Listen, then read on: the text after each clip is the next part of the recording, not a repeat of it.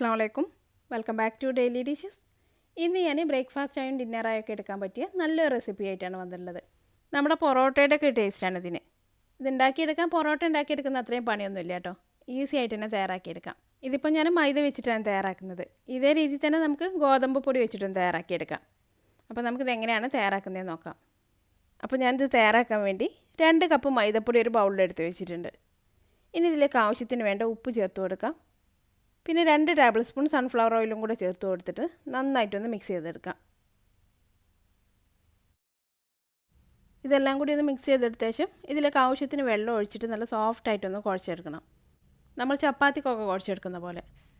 ഇതിപ്പോൾ നന്നായിട്ട് മിക്സ് ചെയ്തെടുത്തിട്ടുണ്ട്. ഇനി ഇതിലേക്ക് വെള്ളം ഒഴിച്ചിട്ട് കുഴച്ചെടുക്കാം. ചെറുതായിട്ട് ചൂടുള്ള വെള്ളം ഒഴിച്ചിട്ട് വേണം കുഴച്ചെടുക്കാൻ. സാധാരണ പൊറോട്ട ഒക്കെ തയ്യാറാക്കിയെടുക്കാറുള്ളത് സാധാ ചൂടൊന്നുമില്ലാത്ത വെള്ളം ഒഴിച്ചിട്ടാണ്. അപ്പോൾ ഇതിലേക്ക് നമുക്ക് ചെറിയ ചൂടുള്ള വെള്ളം തന്നെ ചേർത്തിട്ട് വേണം കുഴച്ചെടുക്കാൻ.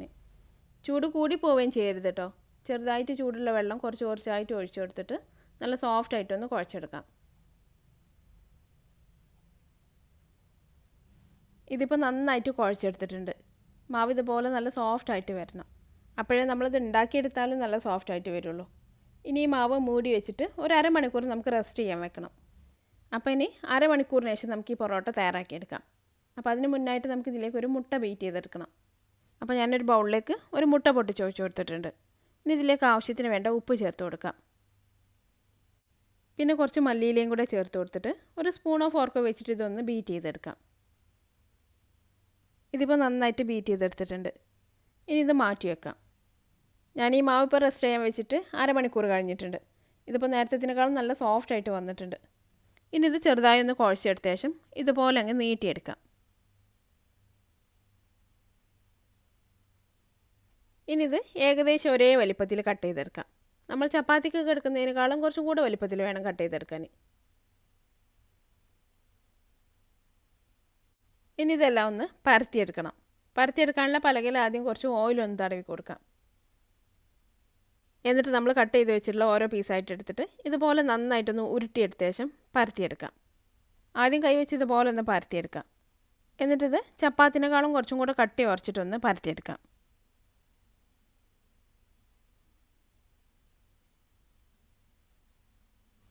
ഇപ്പോൾ ഞാനിതൊന്ന് പരത്തിയെടുത്തിട്ടുണ്ട്. ഇനി ഇതിൻ്റെ മുകളിലായിട്ട് കുറച്ച് ഓയിലൊന്ന് തടവി കൊടുക്കാം. എന്നിട്ടിത് ഇതുപോലൊന്ന് റോൾ ചെയ്ത് കൊടുക്കാം.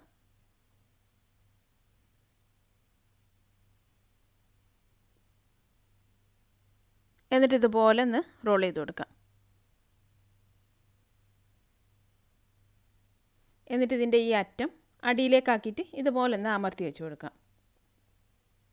ഇനി ബാക്കിയുള്ളതെല്ലാം ഇതേപോലെ നന്നായിട്ടൊന്ന് പരത്തിയെടുത്ത ശേഷം കുറച്ച് ഓയിൽ തടവി കൊടുക്കാം. എന്നിട്ട് ഇതേപോലെ ഒന്ന് റോൾ ചെയ്തെടുക്കാം.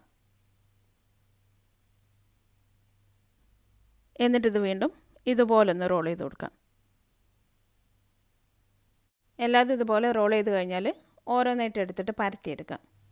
കൈ വെച്ചൊന്ന് പരത്തിയെടുത്ത ശേഷം ഇതുപോലെ കുറച്ചും കൂടെ കട്ടി ഉറച്ചിട്ടൊന്ന് പരത്തിയെടുക്കാം. നല്ല കട്ടി ഉറക്കണ്ട കേട്ടോ. ചപ്പാത്തിനേക്കാളും കുറച്ചും കൂടെ കട്ടിയിൽ വേണം പരത്തിയെടുക്കാൻ.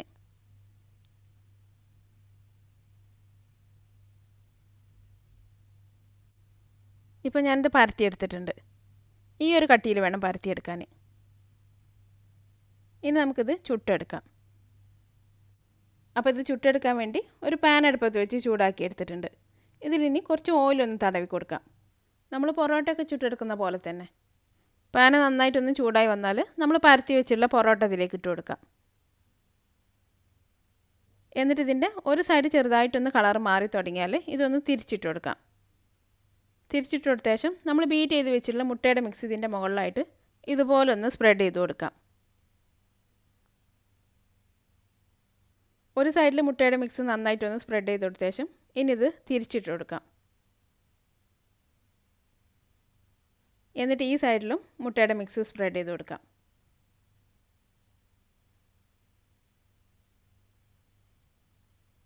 ഇനി ഇതിൻ്റെ 2 സൈഡും ഇടയ്ക്കിടയ്ക്കൊന്ന് തിരിച്ചും മറിച്ചിട്ട് കൊടുത്തിട്ട് നന്നായിട്ടൊന്ന് വേവിച്ചെടുക്കാം. തീ മീഡിയം ഫ്ലെയിമിൽ വെച്ച് കൊടുക്കാം കേട്ടോ. നമ്മളിതിൽ മുട്ടയൊക്കെ ചേർത്ത് കൊടുത്തുകൊണ്ട് അല്ലെങ്കിൽ പെട്ടെന്ന് കരിഞ്ഞു പോകും.